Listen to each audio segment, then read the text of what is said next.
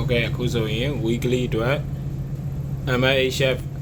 test score ခေါ်တဲ့ procedure ကိုပြောသားပါမယ် MHF test score ခေါ်ဖို့အတွက်ကိုသွားနေတဲ့ area ဝန်းကျင်မှာရှိတဲ့ station တွေနဲ့ MMSI နံပါတ်တွေကိုကျွန်တော်တို့ ALIS ကနေယူထားရမှာဖြစ်ပါတယ်ကျွန်တော်ကတော့အတင်သုံးလို့ရတဲ့ Bangkok, Guangzhou, Shanghai, Canberra စသဖြင့် MMSI နံပါတ်တွေနဲ့ယူထားပါတယ်အဲဒီနောက်မှာ MHF menu ကိုရွေးပါ menu မှာကျွန်တော်တို့ DSC non distract call 1ကိုရွေးပါအဲဒီမှာကျွန်တော် setting ကတော့ safety individual test ကိုရွေးထားပြီးတော့ WeLuna ရဲ့ address ဖြစ်တဲ့ 0050300001 ကိုရွေးထားပါတယ်ကျွန်တော်တို့ calling frequency လည်းရွေးထားပါတယ်ဒါကတော့ကျွန်တော်တို့